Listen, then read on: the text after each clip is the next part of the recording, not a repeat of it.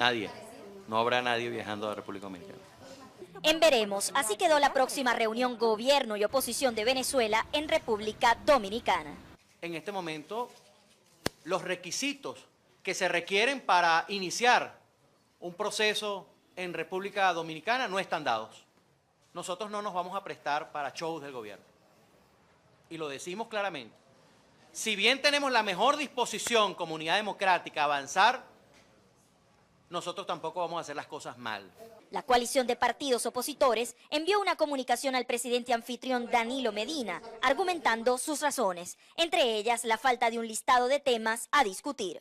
En este momento, reitero, no hay aún una agenda clara de cara a un encuentro exploratorio, un nuevo encuentro exploratorio.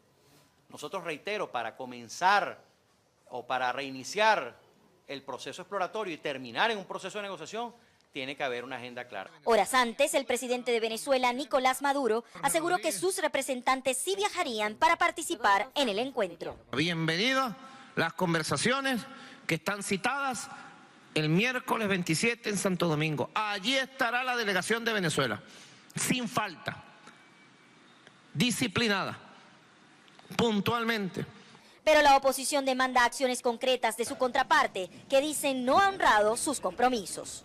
Y los requisitos previos, y en eso tenemos que ser muy claros, hasta este momento no se han cumplido y van en función de materia de derechos humanos, de garantías electorales, de los dos países que faltan para el proceso y de la agenda clara. La decisión de no asistir sería unánime en todas las organizaciones políticas. Otro de los líderes opositores de Venezuela comparte lo acordado.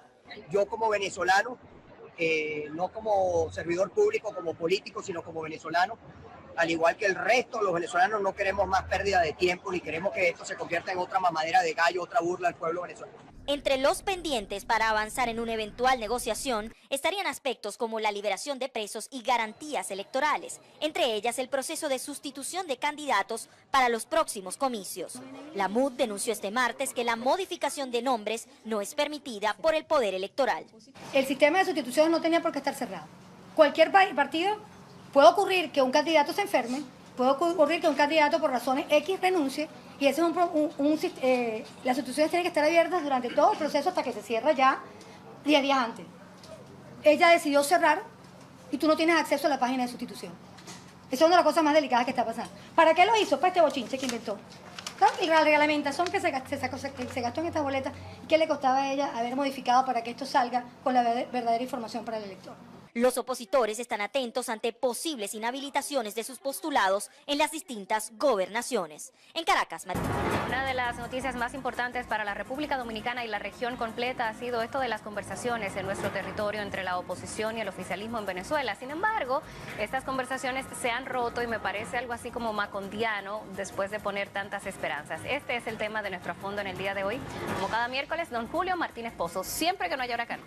Así es. Buenas noches, don Julio. Bienvenido. Buenas. ¿Qué tan mal parados quedamos en la República Dominicana ante el fracaso de este diálogo y también, pues, qué tan mal parado queda el presidente de la Nación, Danilo Medina? Bueno, no es que la República Dominicana quede mal parada, porque la República Dominicana fue escogida como sede para un diálogo y el éxito o el fracaso de ese diálogo no depende de la sede, sino de los interlocutores. Y hay uno de esos interlocutores que es absolutamente inconfiable para cualquier acuerdo, que es el gobierno de Venezuela. Esta es la tercera gran ronda de negociaciones que el gobierno venezolano busca en un momento en que se siente acorralado. Algo similar ya pasó en el año 2014 cuando se produce la primera ronda de diálogo. Y todo lo que se pactó en ese diálogo después resultó violado y después entonces se produjeron las elecciones del año 2015 y en esas elecciones del 2015 la oposición ganó ampliamente el Congreso, la Asamblea Nacional Venezolana, y esa decisión popular no fue respetada. Esto va a provocar movilizaciones, una gran cantidad de muertos y entonces una segunda ronda de diálogo. La primera también había sido auspiciada por UNASUR Esta es auspiciada por UNASUR, la segunda ronda de diálogo. Participan 3 expresidentes, el expresidente Leonel Fernández, Rodríguez Zapatero y el expresidente Martín Torrijos, pero tiene la particularidad de que también hay una representación del Papa. Y sin embargo, ese diálogo también termina colapsando después que agotó muchas rondas. Hasta ahora, los diálogos con oposición solo han servido para crear mala imagen a quienes participan de ellos, tanto a la propia MUD, que es la Mesa de la Unidad Democrática, cuando sus representantes participan en estas conversaciones con el gobierno, terminan tildados de colaboracionistas por una parte de la oposición, y los interlocutores también terminan desprestigiados. Por eso, 2 de los expresidentes que participaron en el primer diálogo no estuvieron ya presentes en este segundo diálogo, porque lo van a tildar siempre de comprometidos o de parcializados. Y el problema es que la propia comunidad internacional que apela a estos diálogos no cree en esos diálogos. Ahora, ¿por qué la obstinación de ver una esperanza en el diálogo? Porque una intervención militar pudiera ser un remedio peor que la enfermedad. Entonces, ahora cuando la comunidad europea, la Unión Europea, se decide ya a imponer sanciones drásticas, cuando Estados Unidos está imponiendo sanciones drásticas, pues el gobierno de Maduro dice, bueno, nosotros aceptaríamos un diálogo. Ese diálogo, ¿cómo se organiza y cómo se constituye ese diálogo? Ellos entran en un acuerdo entre las partes, se va a hacer en la República Dominicana, pero van a haber 4 países que van a participar como observadores. 2 países lo escoge la oposición y 2 países lo escoge el gobierno. La oposición escogió a México y a Chile. El gobierno escogió a Bolivia y Nicaragua, y nosotros estamos ahí como una parte neutra en cierto sentido, porque todo el mundo sabe que el Estado Dominicano, por razones de agradecimiento a Venezuela, ha sido un tanto timorato a la hora de enfocar la ruptura del orden democrático en Venezuela. Si nosotros no hemos emitido nunca una condena a la ruptura del orden democrático. Eso nos lo llevan en cuenta los opositores, pero también entonces el gobierno nos lleva en cuenta que tampoco hemos emitido una opinión tan favorable como lo ha hecho Bolivia, como lo ha hecho Nicaragua. ¿Qué va a pasar ya después que esta exploración? Porque el diálogo no se inició. Fue lo que hubo la semana anterior. La oposición lo dijo muy claro, que había exploraciones de conversación, pero no había ni siquiera una agenda formal. Fue una exploración, pero las condiciones mínimas no se dieron para que el diálogo pudiera continuar. Ahora yo veo difícil que en el futuro, en las próximas semanas, esto se produzca, porque en Venezuela el día 15 del mes próximo están las elecciones para escoger 23 gobernadores.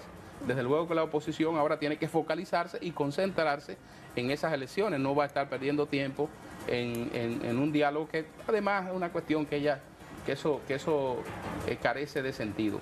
La pregunta es, ¿qué va a hacer la comunidad internacional después que se da cuenta que ha sido burlada? Porque la cantidad de países que intervinieron en este diálogo, incluyendo el propio Papa Francisco, una comisión de países amigos, que en su viaje a Colombia, entre los temas no publicados, estuvo este diálogo en la República Dominicana, es decir, la necesidad de restablecer el diálogo. Fue una de las misiones del Papa en Colombia, que mandó a buscar una comisión de Venezuela.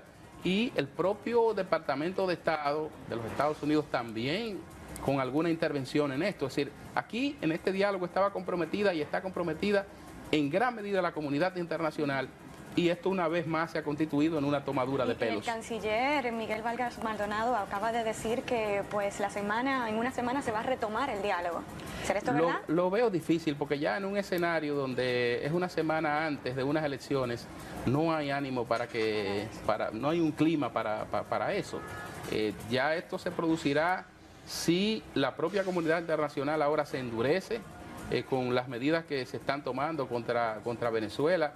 Se está planteando el retiro de todos los embajadores de Venezuela, el endurecimiento de las sanciones económicas, etcétera, porque el régimen venezolano no entiende de otra.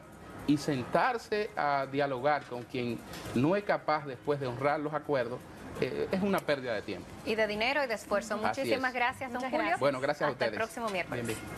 La oposición en Venezuela no asistirá a República Dominicana para continuar el proceso de diálogo con el gobierno de Nicolás Maduro. Argumentan que el oficialismo no ha cumplido compromisos suscritos en las primeras reuniones exploratorias. El gobierno afirma que seguirá insistiendo.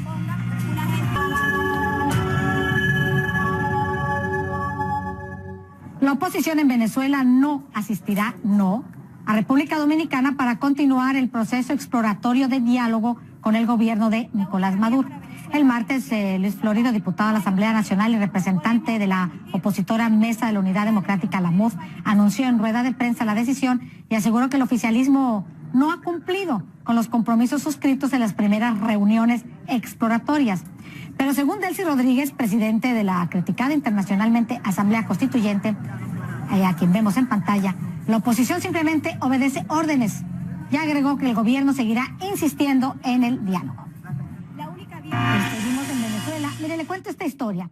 Crismari González está vendiendo su cabello, sí, así como lo oye, y lo hace, según le dijo a la agencia de noticias Reuters, para poner comida en la mesa de su familia.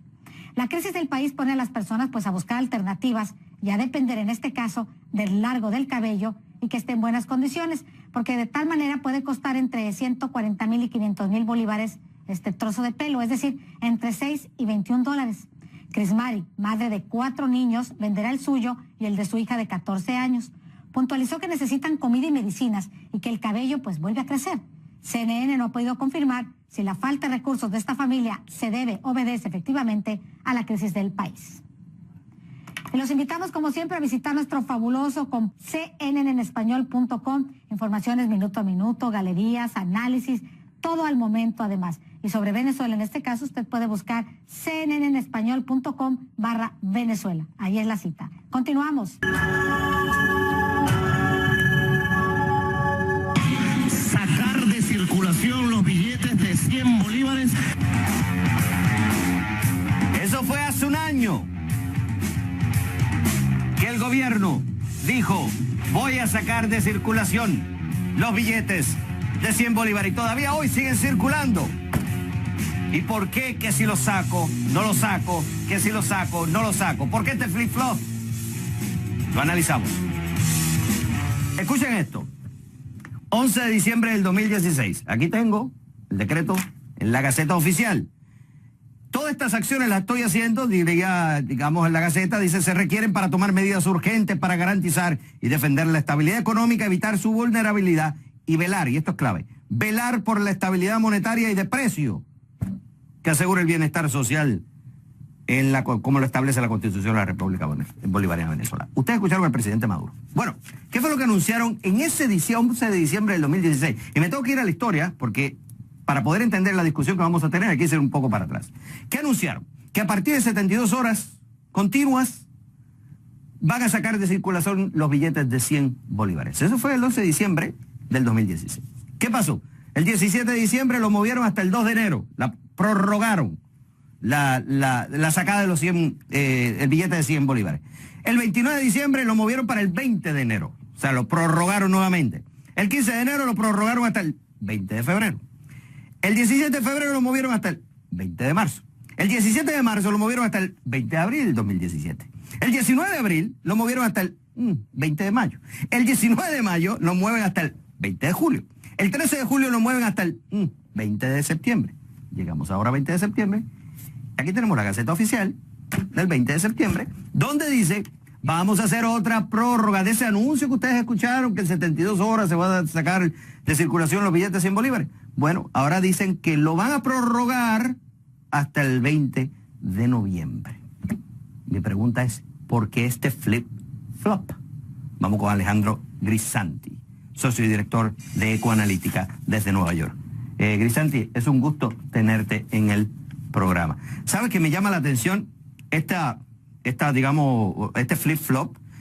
Que ahora escucho en una entrevista que le hicieron en Unión Radio al presidente de la Superintendencia de Bancos Sudeban, Antonio Morales, y te voy a citar lo que dijo en la entrevista. El billete de 100 se mantiene en circulación y de manera indefinida. Repito, el billete de 100 bolívares, se mantiene en circulación y de manera indefinida. El billete de 100 se necesita en circulación.